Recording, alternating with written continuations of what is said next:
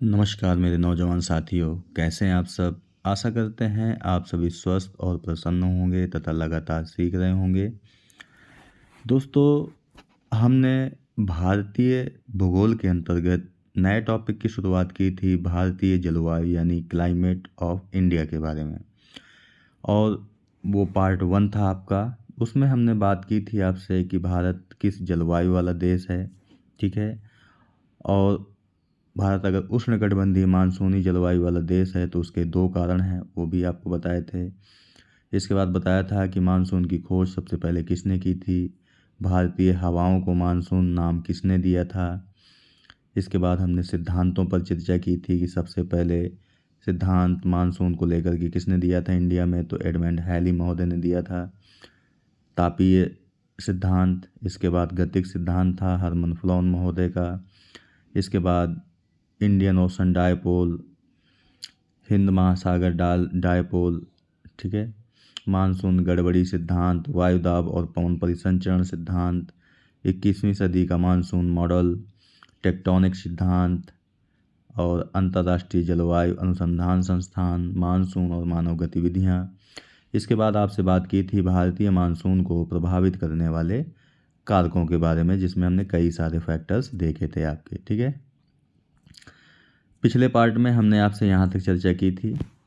आज हम चर्चा करते हैं आपसे कि भारत में जो मानसूनी हवाएं हैं वो कितने प्रकार की हैं, ठीक है। तो भारतीय मानसून जो हवाएं हैं वो 2 तरह की होती हैं। यानी ये वीडियो दोस्तों आपका पार्ट 2 है इंडियन क्लाइमेट को लेकर के, ठीक है। तो चलिए शुरू करते हैं आज का लेक्चर। भारत में जो हवाएं हैं मानसूनी, वो 2 प्रकार की मानसूनी हवाएं हैं। एक तो है आपकी उत्तर पूर्वी मानसून हवा और दूसरी आपकी दक्षिण पश्चिमी मानसून हवा। तो देखते हैं ये क्या होती हैं। सबसे पहला है आपका उत्तर पूर्वी मानसून, यानी कि नॉर्थ ईस्ट इंडियन मानसून। तो दोस्तों जो हवाएं शीत ऋतु में, ये मौसम आपको ऋतु भी याद रखनी है, तो शीत ऋतु में उत्तर पूर्व से बहकर भारत में आती हैं उन्हें उत्तर पूर्वी मानसून कहते हैं। और उत्तर पूर्वी मानसूनी हवाएं शीत ऋतु में ही भारत में प्रवाहित होती हैं, यानी ग्रीष्म ऋतु में प्रवाहित नहीं होती हैं। यानी कहने का मतलब है, अगर दिशाओं की बात करोगे आपका, तो ये नॉर्थ है, ये ईस्ट है, ये आपका साउथ है, ये आपका वेस्ट है। तो यानी नॉर्थ ईस्ट आपका ये हुआ, यानी उत्तर पूर्वी आपका ये हुआ। तो जो ये हवाएं हैं आपकी कुछ इस प्रकार से चलती हैं, और ये किस ऋतु में, तो सर्दियों में ही चलती हैं। आगे देखते हैं। उत्तर पूर्वी मानसूनी हवाएं स्थल खंड के ऊपर से बहकर आती हैं, इसलिए इन हवाओं में नमी नहीं होती। दोस्तों नमी उन्हीं हवाओं में होती है जो जलीय भाग से बहकर आती हैं, और ये जो उत्तर पूर्वी मानसूनी हवाएं हैं ये स्थल खंड से बह के आ रही हैं, तो जाहिर सी बात है इनमें नमी नहीं होती, जिसके कारण उत्तर पूर्वी मानसून भारत में वर्षा करने में सक्षम नहीं है। दोस्तों उत्तर पूर्वी मानसून का, यानी उत्तर पूर्वी जो मानसून है उससे तमिलनाडु के कोरोमंडल तट पर शीत ऋतु में वर्षा करना एक अपवाद है। यानी भारत में शीत ऋतु में कहाँ वर्षा होती है, तो कोरोमंडल तट पर होती है, जो कि तमिलनाडु में है। और किस मानसून से होती है, तो उत्तर पूर्वी मानसून से होती है। ये अपवाद इसलिए है क्योंकि हमने अभी बताया कि उत्तर पूर्वी मानसून से वर्षा नहीं होती, लेकिन कोरोमंडल तट पर होती है। उत्तर पूर्वी मानसून का वह भाग जो पूर्वोत्तर भारत के ऊपर से होकर प्रवाहित होता है, वह बंगाल की खाड़ी के पूर्व में प्रवेश करता है, तो वह सागर से पर्याप्त नमी ग्रहण कर लेता है, ठीक है। क्योंकि हमने अभी बताया कि जो हवाएं जल से बहेंगी वो नमी युक्त होंगी, और जो स्थल से बहेंगी उनमें नमी नहीं होगी। तो ये हवाएं जब बंगाल की खाड़ी से गुजरती हैं, यानी सागर से गुजरती हैं, तो पर्याप्त नमी ग्रहण कर लेती हैं। और ये उत्तर पूर्वी मानसून की ये आर्द्रता युक्त भरी हवाएं, यानी नमी युक्त भरी हवाएं तमिलनाडु में पहुंचकर पूर्वी घाट से टकरा जाती हैं। पूर्वी घाट से टकरा जाती हैं और यही कारण है कि तमिलनाडु के कोरोमंडल तट पर शीत ऋतु में वर्षा होती है। दोस्तों इस चित्र में आप देख सकते हैं काफ़ी सारी चीज़ें इस चित्र में बताई गई हैं, जैसे कि पवनें हमेशा उच्च वायुदाब से निम्न वायुदाब की ओर चलती हैं, ये भी हमने आपको पहले भी बता रखा है। ठीक है, और जब शीत ऋतु होती है तो उस समय हाई प्रेशर आपका कहाँ पर होता है, तो स्थल पर होता है, उच्च वायुदाब, और तापमान कम होता है, क्योंकि हमने बताया था कि तापमान और वायुदाब में विपरीत संबंध पाया जाता है। अगर तापमान कम होगा तो आपका प्रेशर ज़्यादा होगा, और अगर तापमान ज़्यादा होगा तो प्रेशर कम होगा। तो ये शीत ऋतु की कंडीशन यहाँ पे दिखाई गई है। शरद ऋतु में भारतीय मानसून की स्थिति, तो इस स्थिति में क्या है कि तापमान लो है आपका स्थल मंडल पर और हाई है आपका सागर पर। तो जाहिर सी बात है कि स्थल पर उच्च वायुदाब होगा और जल पर निम्न वायुदाब होगा। तो हवाएं हमेशा उच्च वायुदाब से निम्न वायुदाब की ओर चलती हैं। तो आप देख भी पा रहे हैं हवाएं स्थल से जल की ओर चल रही हैं, और जो हवाएं स्थल से जल की ओर चलती हैं उनमें क्या होती है, नमी नहीं होती। लेकिन वो हवाएं जो इधर से चल रही हैं, ये आपकी बंगाल की खाड़ी है। ठीक है, तो जब ये हवाएं बंगाल की खाड़ी से गुजरती हैं तो पर्याप्त नमी ग्रहण कर लेती हैं। ठीक है, और भारत का ये है पूर्वी घाट, तो ये पूर्वी घाट से टकराती हैं और टकरा करके यहाँ पर वर्षा करती हैं। ये आपका तमिलनाडु का कोरोमंडल तट है, कोरोमंडल तट है। तो अब आप समझ गए होंगे कि यहाँ पर कोरोमंडल पर वर्षा, तट पर वर्षा क्यों होती है। इससे उत्तर पूर्वी मानसून या लौटता हुआ मानसून भी कहते हैं। तो आशा है कि आपको ये समझ में आ गया होगा। इसके बाद अगला है आपका दक्षिण पश्चिम मानसून, यानी साउथ वेस्ट मानसून। जो हवाएं ग्रीष्म ऋतु में दक्षिण पश्चिम से बहकर भारत में आती हैं उन्हें दक्षिण पश्चिम मानसून कहते हैं। इसमें भी अगर हम दिशाओं में डिवाइड करें तो नॉर्थ, साउथ, ईस्ट, वेस्ट। तो साउथ वेस्ट यानी दक्षिण पश्चिम ये हुआ, तो ये हवाएं इस प्रकार से चलेंगी, यानी दक्षिण पश्चिम से उत्तर पूरब की ओर। ठीक है, और ये किस ऋतु में बह रही हैं, तो ये गर्मियों में बह रही हैं। वो वाली कहाँ पे बह रही थी, सर्दियों में बह रही थी। ठीक है, तो जाहिर सी बात है कि पूरी की पूरी कंडीशन आपकी चेंज हो जाएगी। अब दक्षिण पश्चिम मानसूनी हवाएं भारत में ग्रीष्म ऋतु में प्रवाहित होती हैं और जो हिंद महासागर से बह कर आती हैं। अब देखिए महासागर से बह के आ रही हैं, मतलब ये नमी युक्त हवाएं हैं। भारत में लगभग 90% जो वर्षा है वो दक्षिण पश्चिम मानसून से ही होती है। दक्षिण पश्चिम मानसून पूरे भारत में वर्षा करता है, और जबकि हमने बताया था कि उत्तर पूर्वी मानसून केवल और केवल कोरोमंडल तट पर वर्षा कर रहा था, लेकिन दक्षिण पश्चिम मानसून पूरे भारत में वर्षा करता है, जिससे यह सिद्ध होता है कि भारत उष्णकटिबंधीय मानसूनी जलवायु वाला देश है। भारत में ऋतु परिवर्तन के साथ हवाओं में विपरीत परिवर्तन भी होता है। ठीक है दोस्तों, इस चित्र में आपको ग्रीष्म ऋतु में दिखाया गया है दक्षिण पश्चिम मानसून को। उसमें क्या था, उत्तर पूर्वी मानसून में कि स्थल भाग पर लो टेम्परेचर था और हाई प्रेशर था, लेकिन अब गर्मी का सीजन है तो यहाँ पे अब हाई टेम्परेचर है और प्रेशर आपका लो है। वहीं आपका जो जलीय भाग है वहाँ पर आपका लो टेम्परेचर और हाई प्रेशर बन गया।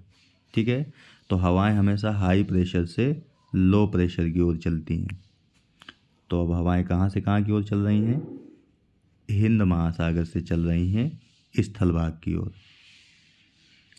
ठीक है, स्थल भाग की ओर चल रही हैं, और ये नमी युक्त हवाएं हैं, तो जाहिर सी बात है कि ये पूरे भारत में वर्षा करती हैं, क्योंकि पूरे भारत में इस समय लो प्रेशर जोन बना हुआ है। ठीक है, तो आप देख पा रहे हैं कि पूरे भारत में वर्षा होती है। वर्षा ऋतु में भारतीय मानसून की क्रियाविधि यानी ग्रीष्म ऋतु में मानसून की क्रियाविधि।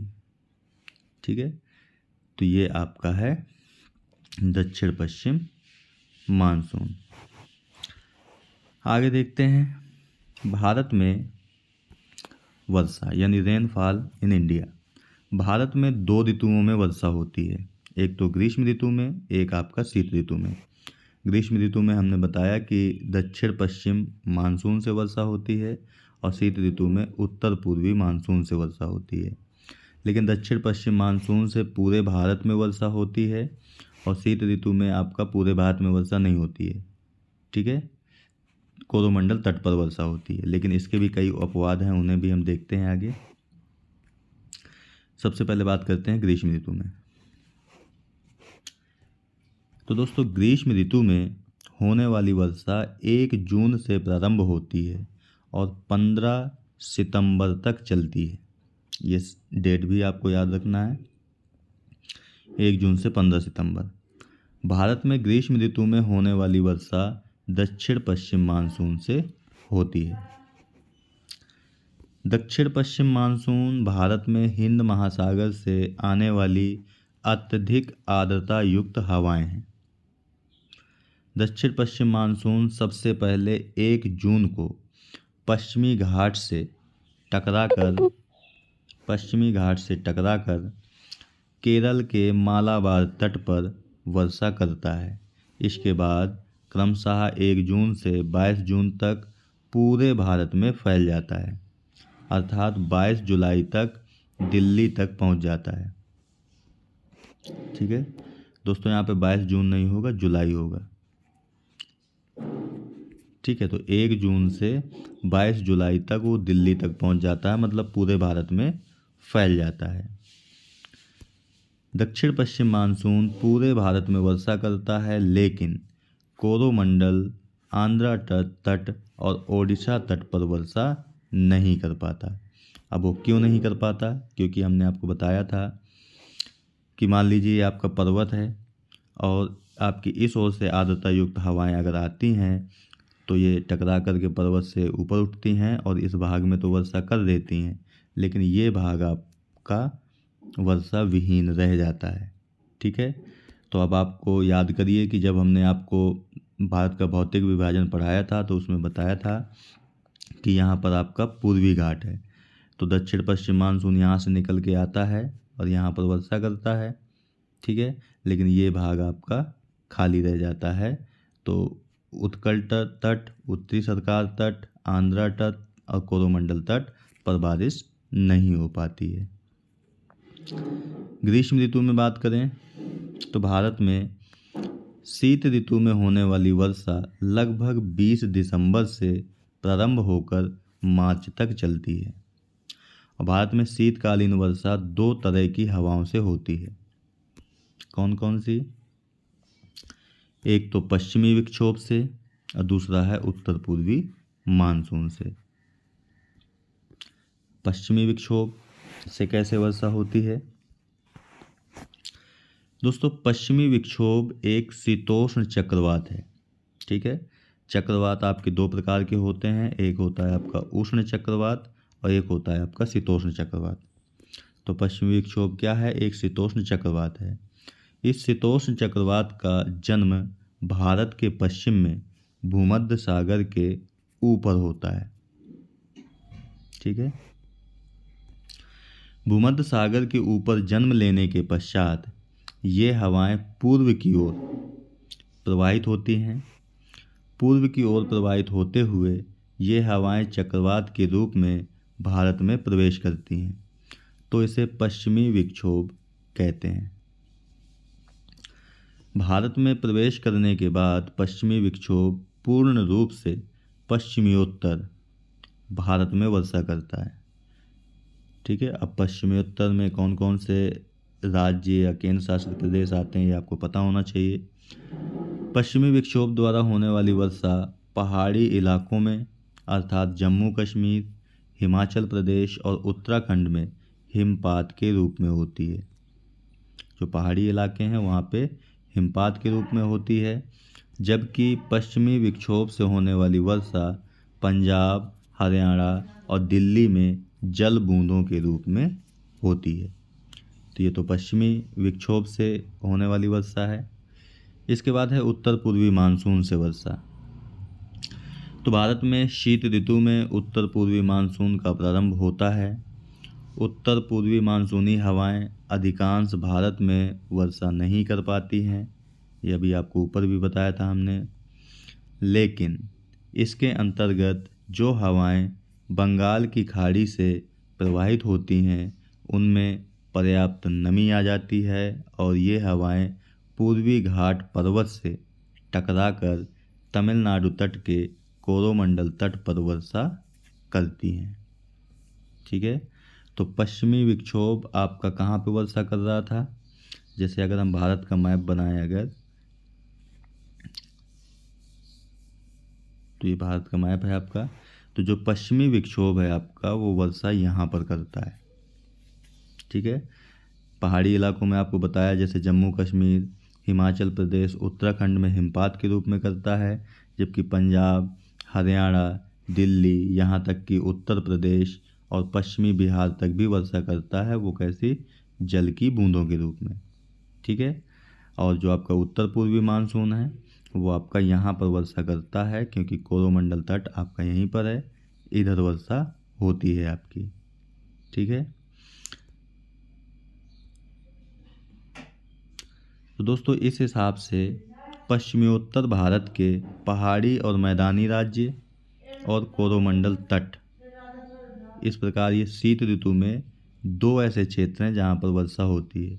एक तो पश्चिमोत्तर भारत के पहाड़ी और मैदानी राज्य, दूसरा है आपका कोरोमंडल तट। अब हम देखते हैं शीत ऋतु में मौसम की क्रियाविधि क्या रहती है। तो दोस्तों जब सूर्य की किरणें मकर रेखा पर लंबवत पड़ती हैं, कब? 22 दिसंबर को। 22 दिसंबर को सूर्य की किरणें मकर रेखा पर लंबवत पड़ती हैं, तब सूर्य की किरणें कर्क रेखा पर तिरछी पड़ती हैं, जिससे उत्तरी भारत पर शीत ऋतु का मौसम होता है। और एक चीज़ आपको याद रखना है कि जहाँ पे शीत ऋतु होगी वहाँ कहने का मतलब है कि लो टेम्परेचर होगा और आपका हाई प्रेशर होगा। ठीक है, तो शीत ऋतु का मौसम होता है उस समय इंडिया में। शीत ऋतु में हिमालय के उत्तर में, मध्य एशिया, तिब्बत और चाइना में धरातल से 612 किलोमीटर की ऊंचाई पर क्षोभ मंडल की सीमा के पास पश्चिम से पूर्व की ओर चलने वाली शक्तिशाली वायु धाराओं को जेठ धारा या पछुआ जेठ धारा कहते हैं। ये कब की कंडीशन है? जब भारत में शीत ऋतु है, यानी उत्तरी गोलार्ध में जब शीत ऋतु होती है तो मध्य एशिया, तिब्बत और चाइना में 6 से 12 किलोमीटर की ऊंचाई पर पश्चिम से पूर्व की ओर चलने वाली जेठ धाराएं और पछुआ जेठ धाराओं का जन्म होता है। और ये वायु धाराएं पश्चिम से पूर्व की दिशा में प्रवाहित होती हैं, इसलिए इसे पछुआ जेठ धारा भी कहते हैं। ठीक है, तो शीत ऋतु में मौसम की क्रियाविधि इस चित्र में आप देख सकते हो दोस्तों।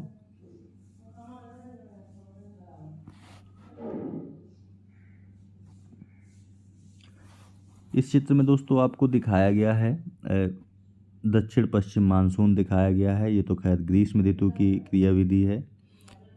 ठीक है, ये शीत ऋतु की क्रियाविधि नहीं है, तो इस चित्र को हम स्किप कर देते हैं, इसे और आगे देखते हैं।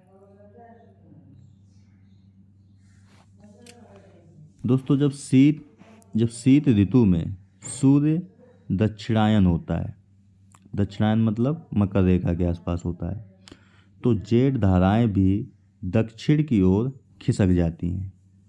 इसके परिणाम स्वरूप हिमालय जेठ धारा के मार्ग में आ जाता है। और जेठ धारा आपको कभी बताया कि जो 6 से 12 किलोमीटर की ऊंचाई पर और वेस्ट से ईस्ट यानी पश्चिम से पूर्व दिशा में प्रवाहित होती हैं, वही जेठ धाराएं होती हैं। तो अब हिमालय उनके मार्ग में आ गया। अब हिमालय जब जेट धाराओं के मार्ग में आएगा तो जेट धाराओं के मार्ग में आने के कारण ये जेट धाराएं दो भागों में या दो शाखाओं में विभाजित हो जाती हैं। एक है आपकी पछुआ जेट धाराओं की उत्तरी शाखा और दूसरी है आपकी पछुआ जेट धाराओं की दक्षिणी शाखा। ठीक है, जैसे मान लो ये हवा आपकी पश्चिमी जेट धारा आ रही थी, यहाँ पर आपका हिमालय था। ठीक है, तो ये धारा यहाँ से दो भागों में बढ़ जाएगी, एक उत्तरी शाखा हो गई, एक आपकी दक्षिणी शाखा हो गई। आगे देखते हैं, पछुआ जेट धारा की दक्षिणी शाखा हिमालय के दक्षिण में यानी कि उत्तर भारत के मैदान के ऊपर पश्चिम से पूर्व की ओर प्रवाहित होने लगती है। क्योंकि हमने आपको बताया था भारत के भौतिक विभाजन में कि उत्तर का पर्वतीय प्रदेश है, इसके बाद उत्तर का विशाल मैदान है। तो उत्तर का पर्वतीय प्रदेश के अंतर्गत हिमालय था और इसके बाद नीचे की तरफ मैदान था।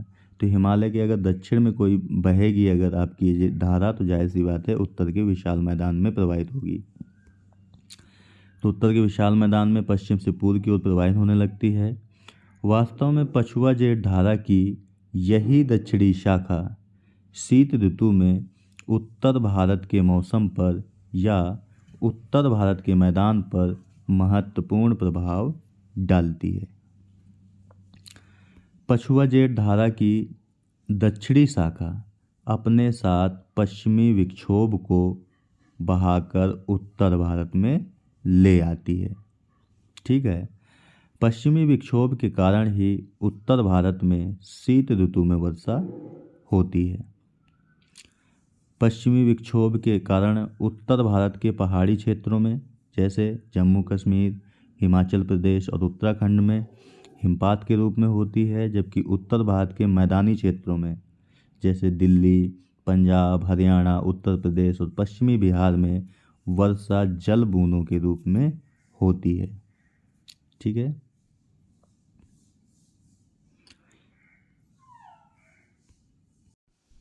आगे देखते हैं पश्चिमी विक्षोभ। पश्चिमी विक्षोभ एक शीतोष्ण चक्रवात है। शीत ऋतु में यूरोप में भूमध्य सागर पर एक शीतोष्ण चक्रवात का जन्म होता है। यह शीतोष्ण चक्रवात जेट वायु द्वारा यानी जेट वायु धारा द्वारा पश्चिम से पूर्व की ओर प्रवाहित होने लगता है।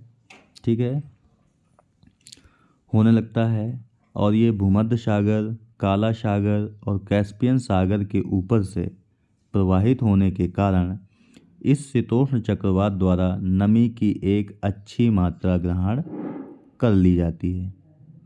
जब ये शीतोष्ण चक्रवात पछुआ जेट पवनों के माध्यम से भारत में प्रवेश करता है। अब भारत में प्रवेश क्यों करता है? क्योंकि हमने बताया था कि जो पछुआ जेट धाराएं हैं उसकी दो शाखाएं हैं, एक उत्तरी शाखा, एक दक्षिणी शाखा। तो जो दक्षिणी शाखा है वही इस पश्चिमी विक्षोभ को भारत में लेके आती है। ठीक है, प्रवेश करता है तो इसे हम पश्चिमी विक्षोभ के नाम से जानते हैं। पश्चिमी विक्षोभ पछुआ जेट धारा द्वारा बहाकर भारत में लाई जाने वाली अत्यधिक आर्द्र हवाएं होती हैं। वास्तव में शीत ऋतु में उत्तर भारत में जो भी वर्षा प्राप्त होती है वह पश्चिमी विक्षोभ के आर्द्र हवाओं से ही प्राप्त होती है। पश्चिमी विक्षोभ द्वारा होने वाली वर्षा उत्तर भारत के पहाड़ी क्षेत्रों में जैसे जम्मू कश्मीर, हिमाचल प्रदेश, उत्तराखंड यहाँ हिमपात के रूप में होती है, जबकि पश्चिमोत्तर भारत के मैदानी क्षेत्रों में अर्थात पंजाब, हरियाणा, दिल्ली में वर्षा जल बूंदों के रूप में होती है। पश्चिमी विक्षोभ के नाम से जानी जाने वाली शीतोष्ण चक्रवात में नमी की अच्छी खासी मात्रा होती है। इससे उत्तर भारत में पंजाब से लेकर पश्चिमी बिहार तक अच्छी वर्षा होती है। भारत में रबी की फसल के समय में पश्चिमी विक्षोभ से वर्षा होती है।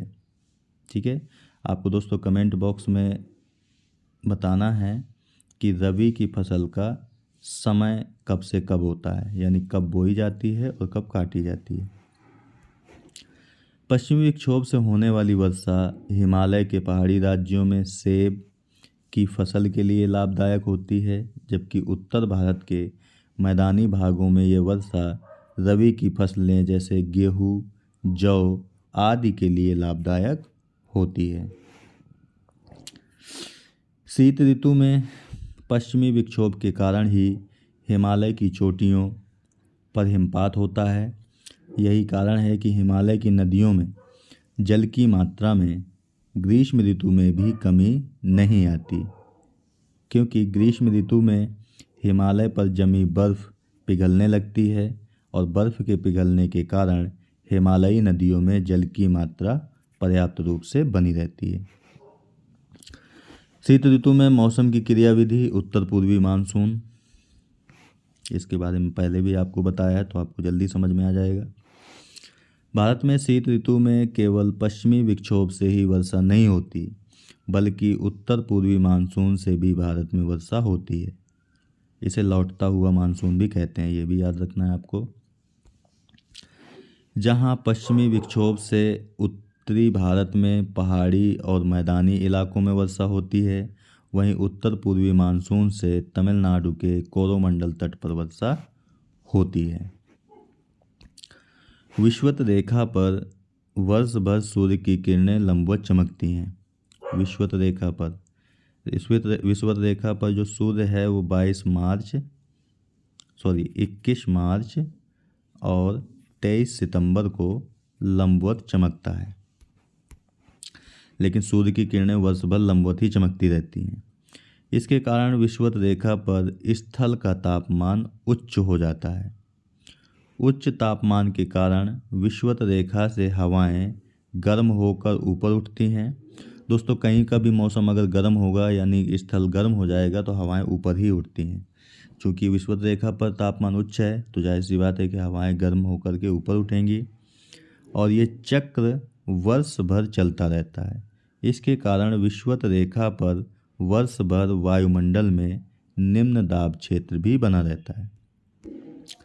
यानी मान लीजिए कोई स्थल भाग है, यहाँ पर टेम्परेचर प्लस हुआ तो हवाएं ऊपर उठेंगी। अगर हवाएं ऊपर उठेंगी तो इस भाग पर क्या होगा, निम्न दाब का क्षेत्र बनेगा। ठीक है। विषुवत रेखीय निम्न दाब के क्षेत्र को भरने के लिए दोनों गोलार्धों यानी 35 डिग्री दक्षिणी अक्षांश तथा 35 डिग्री उत्तरी अक्षांश से विषुवत रेखा की तरफ हवाएं चलने लगती हैं।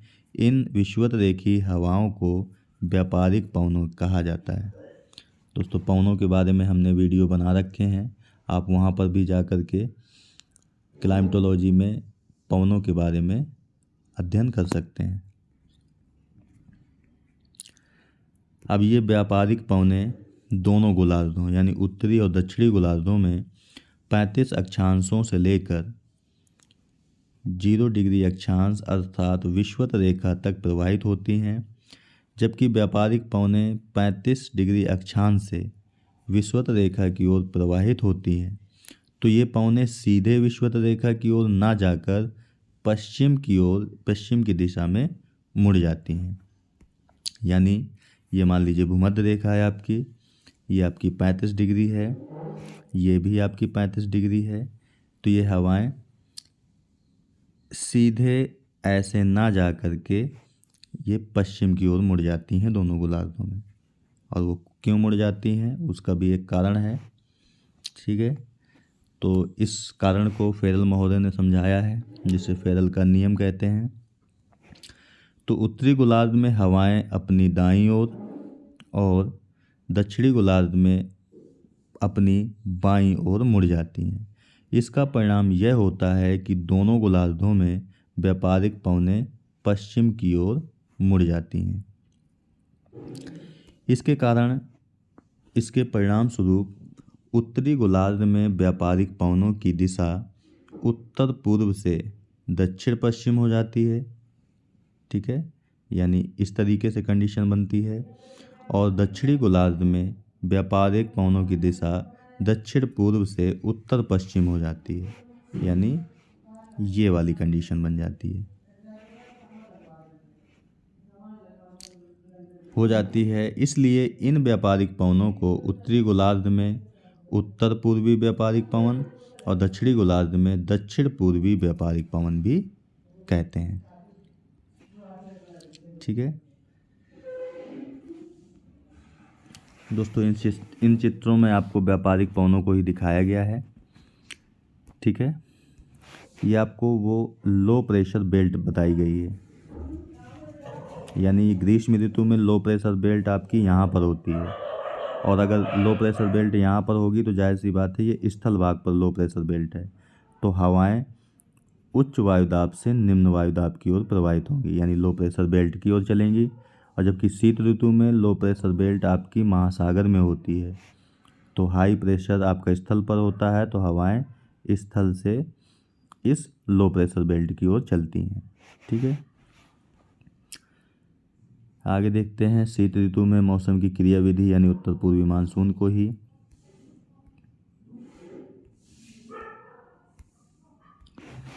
तो विषुवत रेखा पर वर्ष भर दोनों गोलार्ध यानी उत्तर और दक्षिणी से हवाएं आपस में टकराकर ऊपर उठती जाती हैं। इसलिए इस क्षेत्र को अंतः उष्णकटिबंधीय अभिसरण क्षेत्र यानी इंटरट्रॉपिकल कन्वर्जेंस जोन यानी ITCZ भी कहते हैं। विषुवत रेखा की अधिकतम तापमान की पेटी अंतः उष्णकटिबंधीय अभिसरण क्षेत्र को कहते हैं। ठीक है, सूर्य की लंबवत किरणें वर्ष भर कर्क और मकर रेखाओं के बीच विचलन करती रहती हैं, अर्थात सूर्य उत्तरायण होता है तो कभी दक्षिणायण होता है। ठीक है, उत्तरायण का मतलब है कि सूर्य कर्क रेखा के पास है, और दक्षिणायन का मतलब है कि सूर्य मकर रेखा के पास है। सूर्य के उत्तरायण और दक्षिणायन होने के कारण अंतः उष्णकटिबंधीय अभिसरण क्षेत्र यानी ITCZ भी उत्तर और दक्षिण होता रहता है। शीत ऋतु में जब सूर्य दक्षिणायन होता है तब ITCZ भी दक्षिणी गोलार्ध की तरफ चला जाता है। इसके चलते भारत पूरी तरह से उत्तर पूर्वी व्यापारिक पवनों के अधीन हो जाता है। ठीक है, शीत ऋतु में भारत के ऊपर बहने वाली उत्तर पूर्वी व्यापारिक पवनें स्थलखंड से होकर प्रवाहित होती हैं। इसके कारण इन हवाओं में नमी की मात्रा नगण्य होती है, इसलिए अधिकांश क्षेत्र में उत्तर पूर्वी व्यापारिक पवनों से भारत में वर्षा नहीं हो पाती। किंतु उत्तर पूर्वी व्यापारिक पवनों का वह भाग जो बंगाल की खाड़ी के ऊपर से प्रवाहित होता है, वह बंगाल की खाड़ी से पर्याप्त मात्रा में नमी सोख लेता है। इसलिए जब ये पवनें तमिलनाडु में पहुंचती हैं तो पूर्वी घाट पर्वत से टकराकर तमिलनाडु के कोरोमंडल तट पर वर्षा कर देती हैं। यही कारण है कि शीत ऋतु में उत्तर पूर्वी मानसून या उत्तर पूर्वी व्यापारिक पवनों द्वारा तमिलनाडु के कोरोमंडल तट पर वर्षा होती है। उत्तर पूर्वी मानसूनी पवनें स्थलखंडों से होकर प्रवाहित होती हैं, इसलिए इन पवनों द्वारा भारत के अधिकांश भागों में वर्षा नहीं होती। किंतु उत्तर पूर्वी मानसूनी पवनों का जो भाग बंगाल की खाड़ी से होकर प्रवाहित होता है उसमें पर्याप्त मात्रा में आर्द्रता होती है, और इसके उपरांत ये हवाएं पूर्वी घाट पर्वत से टकराती हैं और तमिलनाडु के कोरोमंडल तट पर वर्षा करती हैं। उत्तर पूर्वी व्यापारिक पवनें तमिलनाडु के कोरोमंडल तट पर वर्षा करती हैं, इसलिए हम इसे उत्तर पूर्वी मानसून भी कहते हैं। शीत ऋतु में वर्षा के दो क्षेत्र हैं, उत्तर भारत के पहाड़ी और मैदानी राज्यों में जहां वर्षा पश्चिमी विक्षोभ से होती है, और तमिलनाडु का कोरोमंडल तट जहां वर्षा उत्तर पूर्वी मानसून से होती है। ठीक है, इस चित्र में भी आपको दोस्तों दिखाया गया है। ठीक है, तो जो आपको ये ग्रीन कलर से पवनें दिखाई दे रही हैं, ये उत्तर पूर्वी मानसून या व्यापारिक पवनें हैं। ठीक है, तो ये तो पूर्णतः स्थल से बह रही हैं तो ये वर्षा नहीं करेंगी, लेकिन ये शाखा जो आपकी बंगाल की खाड़ी से निकल कर आ रही है, यह बंगाल की खाड़ी से नमी ग्रहण करेगी और ये तमिलनाडु तट पर वर्षा करेगी। ठीक है, तो ये आपका तमिलनाडु तट है। तो शीत ऋतु में दो भागों में वर्षा होती है, एक पश्चिमी भारत में होती है जो पश्चिमी विक्षोभ से होती है, उत्तर पश्चिमी भारत में वर्षा पश्चिमी विक्षोभ से होती है, और कोरोमंडल तट पर वर्षा उत्तर पूर्वी मानसून से होती है। ठीक है, तो दोस्तों आज हम यहीं तक बात करते हैं आपसे। आज हमने आपसे बात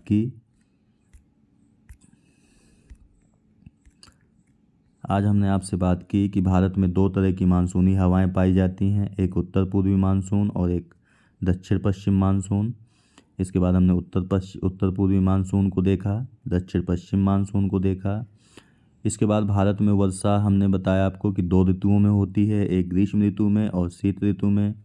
तो जो ग्रीष्म ऋतु में वर्षा होती है वो दक्षिण पश्चिम मानसून से होती है, लेकिन जो शीत ऋतु में वर्षा होती है वो दो कारणों से होती है, एक पश्चिमी विक्षोभ से, एक उत्तर पूर्वी मानसून से। इसके बाद हमने पश्चिमी विक्षोभ को देखा और उत्तर पूर्वी मानसून को देखा। इसके बाद हमने शीत ऋतु में मौसम की क्रियाविधि देखी और उसमें बताया वर्षा आपकी किन किन कारणों से और किन किन क्षेत्रों में होती है। ठीक है, इसके बाद हमने ITCZ के बारे में भी बताया थोड़ा सा कि वो क्या होता है, उत्तर पूर्वी व्यापारिक पवनें क्या होती हैं, दक्षिण पूर्वी व्यापारिक पवनें क्या होती हैं, इन पर भी चर्चा की हमने। ठीक है दोस्तों, ये भारतीय जलवायु का पार्ट 2 वीडियो है। ठीक है, तो आज हम यहीं तक बात करते हैं और मिलते हैं आपसे नेक्स्ट वीडियो में पार्ट 3 के साथ, जिसमें हम बात करेंगे आपसे ग्रीष्म ऋतु में मौसम की क्रियाविधि। मार्च और अप्रैल में मौसम की क्रियाविधि क्या रहती है। ठीक है, तो मिलते हैं आपसे नेक्स्ट वीडियो में। तब तक आप प्रसन्न रहिए, खुश रहिए, मुस्कुराते रहिए और लगातार सीखते रहिए, कभी अपने लिए तो कभी अपनों के लिए। धन्यवाद। जय हिंद दोस्तों।